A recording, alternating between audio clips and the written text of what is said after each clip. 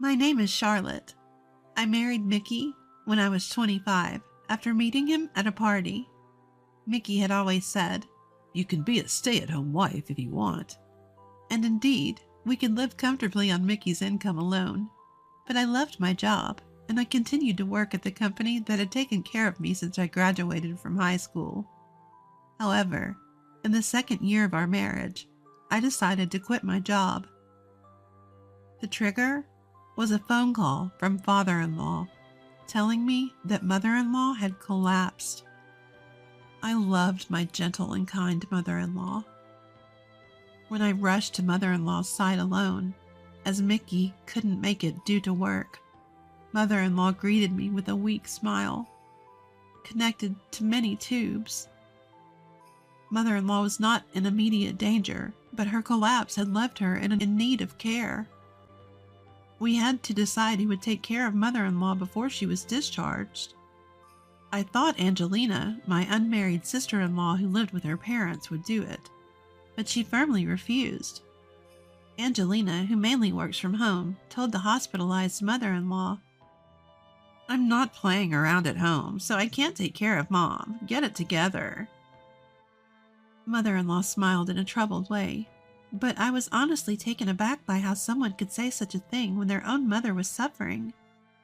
Then Angelina, who didn't want to take care of mother-in-law, called Mickey and asked me for a meeting. At the in-laws' house, a meeting was held with father-in-law, Angelina, and us, the married couple, to discuss who will take care of mother-in-law.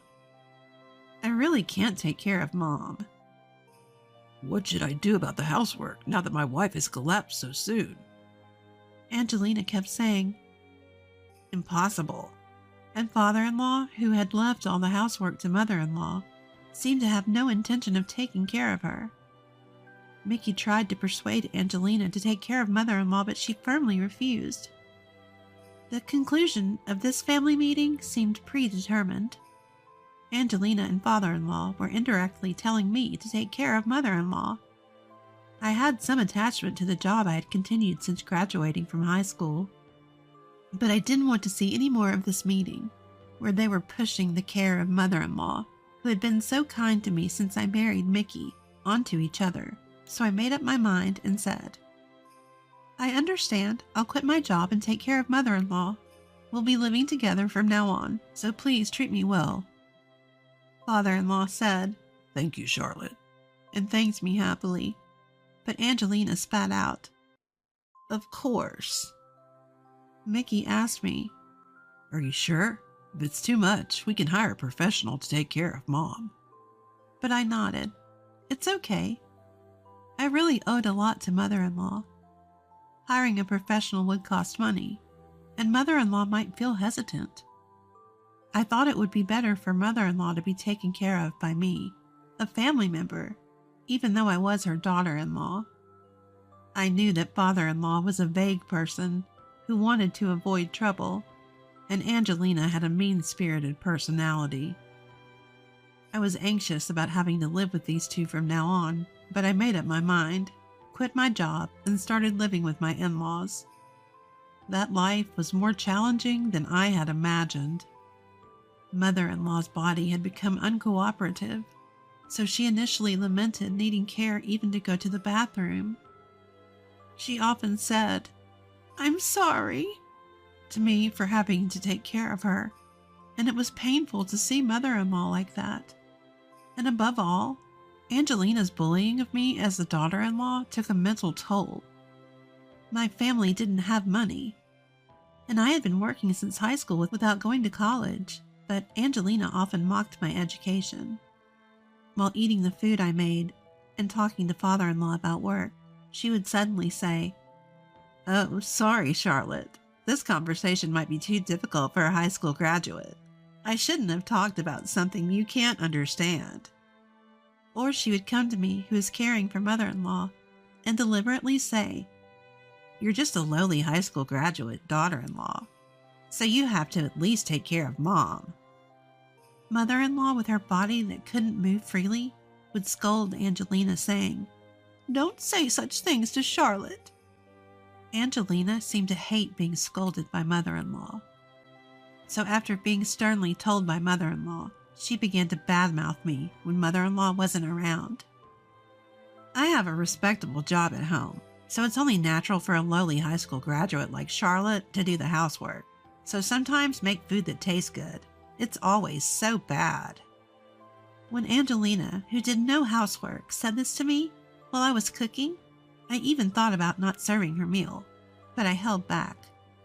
When she found an unclean spot, she would say loudly, "Wow, a trashy daughter-in-law. Can't tell the difference between trash. There's so much garbage piled up." But I held back then, too. I didn't want it to become known that Angelina and I were not getting along, as it would be a mental burden on mother-in-law. I endured and lied to mother-in-law, who would ask, "Is she not being mean to you?" with a smile saying, "I'm fine." Mickey knew Angelina's personality and often worried about me. "Are you not pushing yourself too hard?" he would ask, and I would lie to him too, saying, "I'm fine." I didn't want to burden Mickey, who was working hard in a company with a strict boss with family problems. Father-in-law acted as if he couldn't hear how much I was being insulted. To father-in-law, who just wanted someone to do the housework in place of mother-in-law, it probably didn't matter what was said to me. For mother-in-law, for Mickey, inspiring myself with these thoughts, I devoted myself to mother-in-law for a year. Then, mother-in-law suddenly passed away, peacefully in her sleep. "Mama died because you didn't take proper care of her. Such a useless, trashy daughter-in-law." Angelina said this to me crying, as I stood in shock in front of the deceased mother-in-law. I had done my best to take care of mother-in-law, but the thought that mother-in-law might have died because of my lack of care was swirling in my head. During mother-in-law's funeral service, I was in a daze, like an empty shell the whole time. Mickey was considerate, but Angelina kept saying to me so Mickey couldn't hear, "You're really useless." With mother-in-law's funeral service over, there was no reason for me to continue living with my in-laws. As I stood alone in my suit, looking at my mother-in-law's empty bed, father-in-law pleaded with me. "Please, Charlotte, my wife has passed away, but won't you continue to live with us?" Father-in-law is someone who can't do any housework at all. I couldn't imagine Angelina doing housework either. Father-in-law probably wanted me to continue living with them as a housekeeper. I was astonished by this, but more than anything, I was appalled that father-in-law would plead for such a thing right after mother-in-law's funeral service had ended. I thought, this man really only thinks about himself, but I didn't give an answer on the spot. I need to consult with Mickey, so I can't decide on my own. Father-in-law clung to me, saying, "Please, I beg you." But I only replied that I would consult with Mickey, and the conversation ended in a stalemate. "Charlotte, Mom has passed away. There's no need to live together anymore. Let's move out, live just the two of us. You've been through a lot, haven't you?" A few days after mother-in-law's funeral service, Mickey said this to me. I also wanted to end the cohabitation. Now that mother-in-law had passed away, there was no reason to live with Angelina, who would speak ill of me, and father-in-law, who would treat me as a housekeeper. Thanking Mickey for his consideration, we, as a couple, decided to leave my in-laws' house. But that plan was completely crushed by Angelina. "What? I won't allow you to leave. Saying such a thing the moment Mom is gone is too heartless." When Mickey and I told Angelina and father-in-law that we were thinking of leaving, Angelina became furious like a raging fire. "It's not heartless. Charlotte took really good care of Mom. She deserves to be freed now." "A high school graduate like her finding a job now is impossible.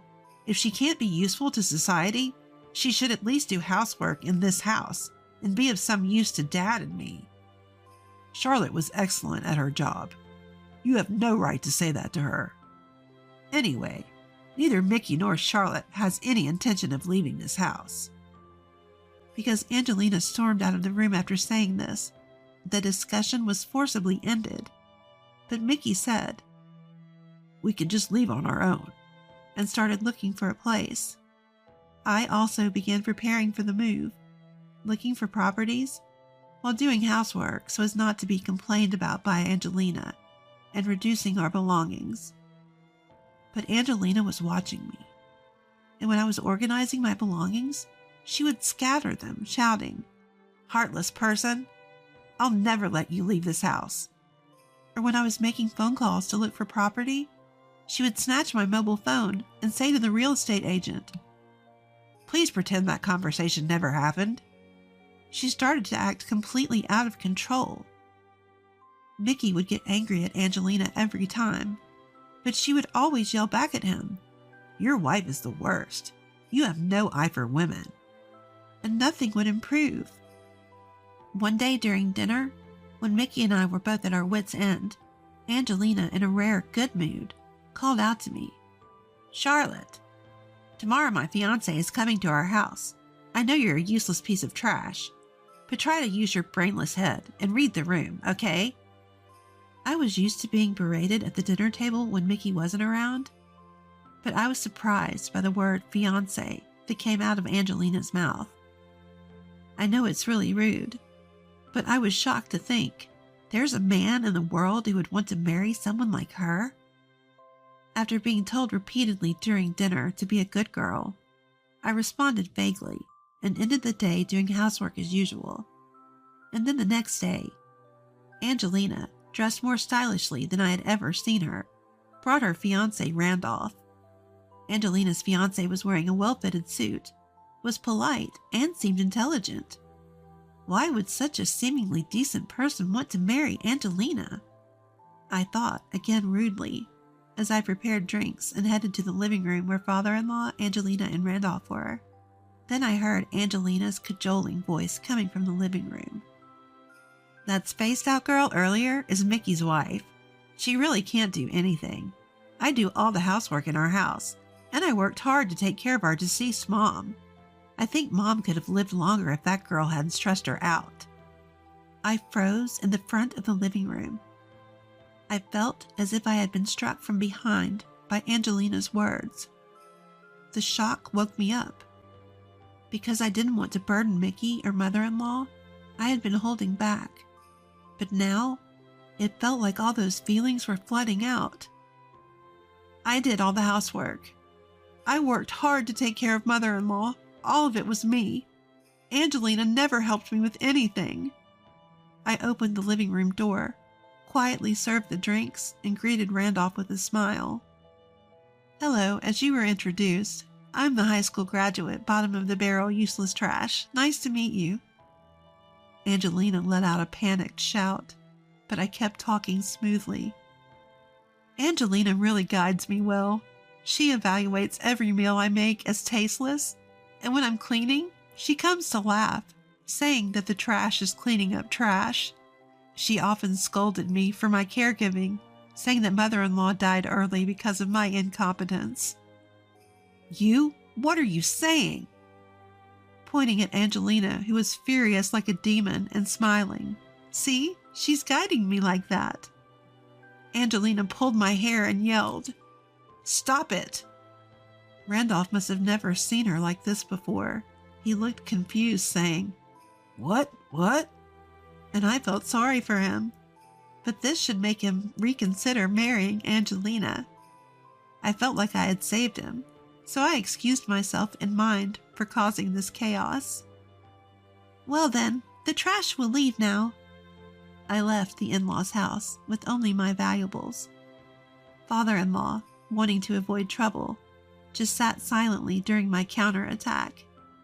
Seeing Angelina's furious rage, and Randolph almost crying as he tried to calm her down, was refreshing. I left the in-laws' house and took refuge in my parents' home. When I explained the situation to my parents, they were appalled by Angelina's behavior and father-in-law's indifference, and told me, "From now on, do as you please, Charlotte." While enjoying a relaxing time at home for the first time in a while, Mickey came to my parents' house at night. Mickey had come home to be yelled at by Angelina. "It's all your wife's fault." Giving up on getting a coherent story from the furious Angelina, Mickey somehow learned from father-in-law that I had left and came to me, even though he was tired after work. "We should have moved out forcibly sooner. I knew that my sister and father had been tormenting Charlotte all this time, and I'm sorry I couldn't help. From now on, I'll always protect Charlotte. So, if you're okay with me, I want you to stay with me as my wife forever." "Mickey, you've always tried to protect me, haven't you? I'm sorry for ruining Angela's engagement." Even Angelina, as she is Mickey's blood-related sibling. Mickey hugged me as I apologized and repeatedly told me, "Charlotte, you did nothing wrong." I stayed at my parents' house for a while, and Mickey moved my belongings. Afterwards, Mickey and I found a nice property, moved there, and were able to start a peaceful life. We received calls from Angelina and father-in-law every day, but we blocked them. According to Mickey, Angelina's engagement was called off. Randolph was taken aback by the overly excited Angelina and said, "I need to think about marriage," and then became unreachable. Angelina was crying and yelling at Mickey, "It's your wife's fault." But Mickey calmly replied, "Charlotte just told the truth." Father-in-law seemed desperate after losing his housekeeper, his daughter-in-law. He asked Mickey, "Can you bring Charlotte back?" But Mickey said, "I'm cutting ties with this house," and left the in-laws' house. As for me, I found out I was pregnant a few months after leaving the in-laws' house. When I told Mickey, he was thrilled, and he changed jobs from the strict company where he was working, saying, "I can't raise our child together with my current job." Mickey decided to change jobs. I believe he's trying to keep the promise he made when he came to pick me up at my parents' house, that he would protect Charlotte. Since we've cut off contact with the in-laws, we haven't reported that we're having a child. I think there's no need to report it, as I'm sure that even if Angelina and father-in-law knew I was having a child, their attitudes wouldn't change. Now that my belly has grown, Mickey and I are looking forward to the birth of our child and living happily day by day.